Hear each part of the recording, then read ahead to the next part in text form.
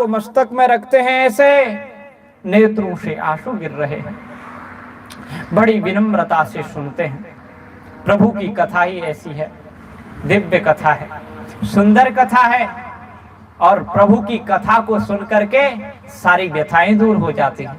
और प्रभु की कथा का जब कीर्तन होता हो तो ताली का भी वादन होना चाहिए। ताली बजाने से हाथ की रेखाएं बदल जाती हैं, दिव्य भाग्य जागृत हो जाता है। अरे ये दिव्य कथा है, सुंदर कथा है। गोस्वामी जी कहते राम कथा सुंदर करतारी, ताली बजाते हुए सुंदर करतारी, राम कथा सुंदर करतारी, संशय विहग उड़ावनिहारी, संशय विहग उड़ावनिहारी, राम कथा सुंदर करतारी। ये श्री राम कथा सुंदर करतारी है। कर कहते हैं हाथ को, हाथ से ताली बजती है, और एक हाथ से नहीं, दोनों हाथ से। इसलिए दोनों हाथ से ताली बजाएंगे तो आप गांव के रहने वाले लोग हैं, हम भी गांव से आए हुए लोग हैं। बचपन में हमने भी खूब चिड़ियाएं भगाई, खूब विहग चिड़ियाएं, पक्षी खेत में दाना चुगने आते हैं तो बच्चे ताली बजाते हैं और अपनी भाषा में चिड़िया को भगाते हैं। ताली को सुनते ही चिड़ियाएं भाग जाती हैं। अरे हमारे मन मानस में भी एक चिड़िया आती है, उस चिड़िया का नाम है संशय। संशय रूपी चिड़िया ऐसी होती है जो पुण्य हमारे मन में, बुद्धि में, विचारों में आता है, उस पुण्य को छीन कर लेती है। सुंदर विचारों को चुन करके वो संशय रूपी चिड़िया ले जाती है। यदि उस संशय को भजाना है तो श्री राम की कथा ही सुननी पड़ेगी, प्रभु श्री राम की कथा ही सुननी पड़ेगी और कहनी पड़ेगी, बच्चों को सुनानी पड़ेगी। अपने साथ में अपने छोटे बच्चों को लाओगे तो ये श्री राम कथा जीवन को परिमार्जित करने वाली कथा है, जीवन को उच्च शिखर की ओर ले जाने वाली कथा है। दिव्य कथा, राम कथा सुंदर करतारी, संशय विघग उड़ावनहारी। इस दिव्य कथा का गायन जब किया जाता है तो श्री हनुमान जी वहां आते हैं और पहले आ जाते हैं। कथा की योजना बनने लगती है, पांडाल के खंबे लगने लग जाते हैं, हनुमान जी भी प्रतीक्षा में रत होते हैं। इधर भी हनुमान जी और इधर भी हनुमान जी, सर्वत्र हनुमान जी हैं। ये तो मूर्ति के रूप में प्रतिष्ठित हैं, वह दृश्य रूप में भी यहाँ है। चहुओर सारे देवता, सारी सरिताएं, सारे पुण्य क्षेत्र इस स्थान में आए। ये दिव्य पवित्र तीर्थ बन गया है और यहाँ आकर के कोई अपराध न बने, इसका भी ध्यान रखना चाहिए। संत तो जगाने के लिए, चेताने के लिए होते हैं, और उन संतों और उन ग्रंथों का हमने अनुग्रह प्राप्त किया है, इसलिए हमारा भी ये कर्तव्य है कि हम भी आपको सावधान करें कि ये तीर्थ क्षेत्र बन चुका है, क्योंकि यहाँ यह दिव्य कथा होने जा रही है, ये कथा हो रही है, ये पवित्र तीर्थ है। और तीर्थ में यदि हम कोई पाप कर देंगे ना भूल से भी, तो तीर्थ क्षेत्रम कृतम पापम वज्रलेपम भविष्यति। तीर्थ में किया हुआ जो पाप होता है वो कभी मिटता नहीं है, उसके लिए कोई प्रायश्चित नहीं है माता जी। इसलिए बड़ी सावधानी के साथ में ये भगवान की दिव्य कथा, जो भगवान श्री राम के दिव्य तत्व को प्रकट कर देने वाली है, जब जब भगवान श्री राम की कथा होती है तो निश्चित रूप से जीव के हृदय में दिव्य प्रकाश प्रकट होता है, क्योंकि भगवान श्री राम प्रकाश हैं। राम प्रकाश प्रकाशक राम, जगत प्रकाश प्रकाशक राम, जगत प्रकाश प्रकाशक राम, मायाधीश गानू। भगवान श्री राम प्रकाशक हैं और जगत प्रभु के द्वारा प्रकाश्य है। हम लोग भी प्रभु के द्वारा ही चेतनत्व को प्राप्त किए हैं। प्रभु चाहें तो पत्ता हिलता नहीं है, प्रभु की कृपा से ही सब हो रहा है। प्रभु श्री राम प्रकाश स्वरूप हैं, वो ज्ञान रूपी प्रकाश भगवान की दिव्य कथा से ही जीव के हृदय में प्रकट होता है। इस अध्यात्म रामायण के एक श्लोक का, आधे श्लोक का भी गान यदि जीव करता है तो सभी पापों से विनिर्मुक्त हो जाता है, जीवन मुक्त हो जाता है। और इस दिव्य कथा को जो नित्य गाता है उसकी तो फिर देवराज इंद्र भी स्तुति करते हैं। इसी अध्यात्म रामायण में श्री राम हृदय का बड़ा दिव्य उपदेश है। श्री हनुमान जी ने पूछा है कि मुझे अपना रहस्य बताओ। श्री राम ने भगवती सीता मैया से कहा कि ये अपने लाला हनुमान को मेरा रहस्य बता दे।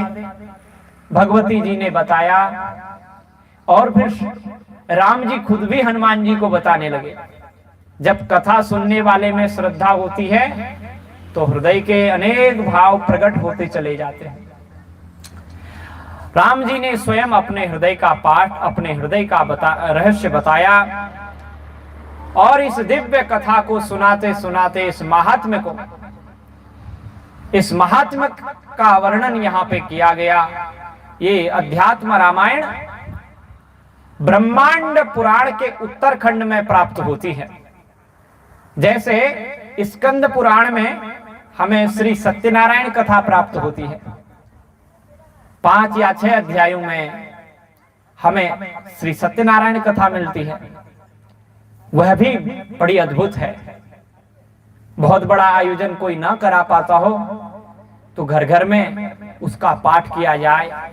कभी अपने पड़ोस के किसी विद्वान ब्राह्मण को बुला करके उसके द्वारा उस कथा का श्रवण किया जाए तो उसका भी अपने आप में अद्भुत महत्व है, उसका दिव्य महात्म्य है। उसी प्रकार ये ब्रह्मांड पुराण के उत्तरखंड में जो अध्यात्म रामायण है इसका बड़ा सुंदर विवेचन यहाँ पर किया गया है।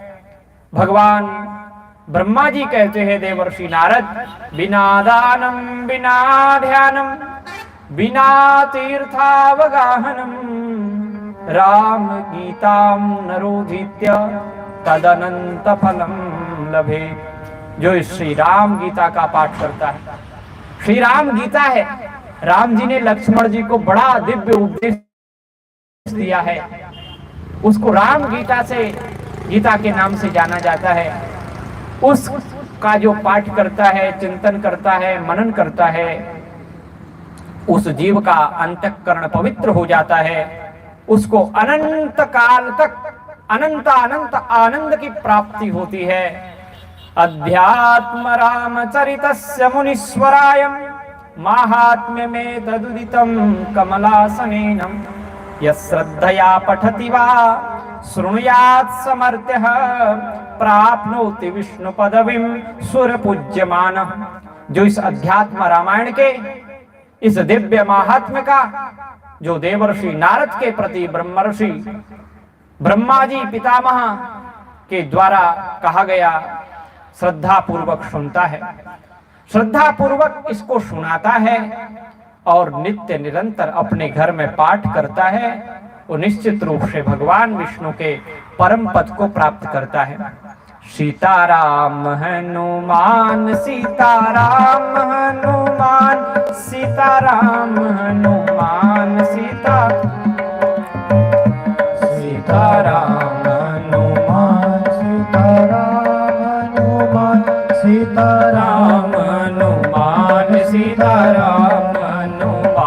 सीताराम हनुमान सीताराम हनुमान सीताराम हनुमान सीताराम हनुमान सीताराम हनुमान सीताराम हनुमान सीताराम हनुमान सीताराम हनुमान सीताराम हनुमान सीताराम हनुमान सीताराम हनुमान सीताराम हनुमान सीताराम हनुमान सीताराम हनुमान सीताराम हनुमान सीताराम हनुमान सीताराम हनुमान सीताराम हनुमान सीताराम हनुमान सीताराम हनुमान श्यावर रामचंद्र भगवान की जय।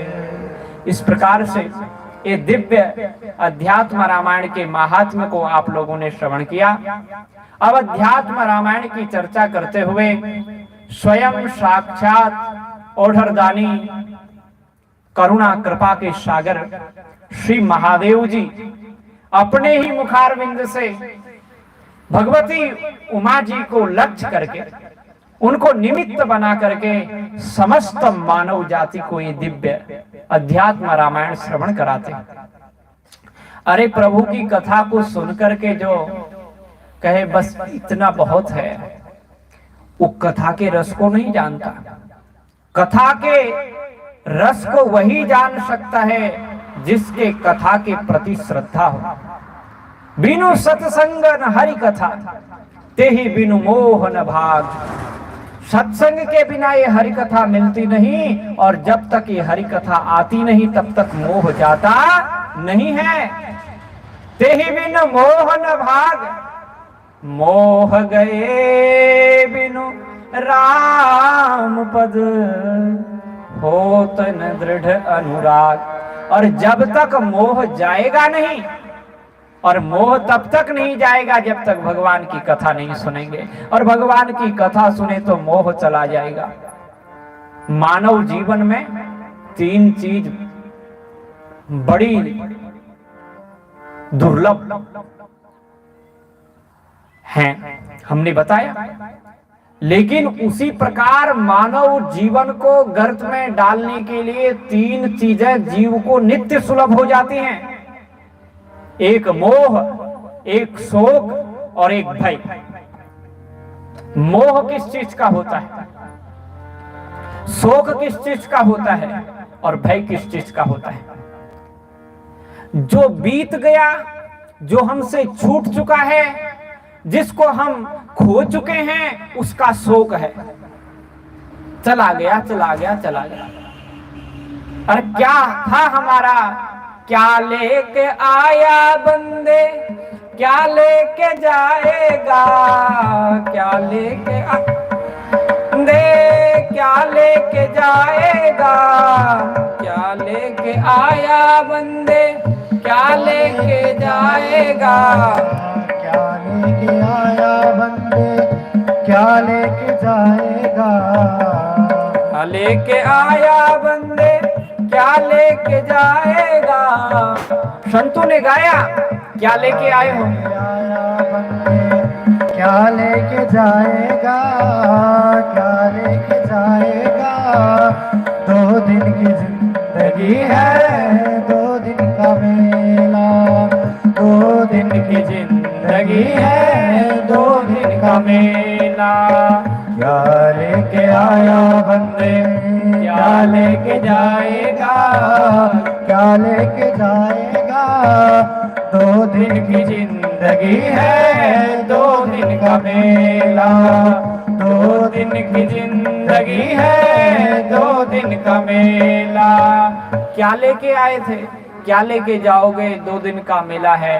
संतों ने तो कहा ये जग है चला चली का मेला, इस जग में सब रहेंगे अकेले, ये जग है चला चली का मेला। तो ये तो सब चलते रहते हैं। संसरती थी संसार गच्छती थी जगत, जो खिसकता चला जा रहा हो, जो छूटता चला जा रहा हो, जिसको हम पकड़ नहीं पा रहे हो, उसी का नाम संसार है।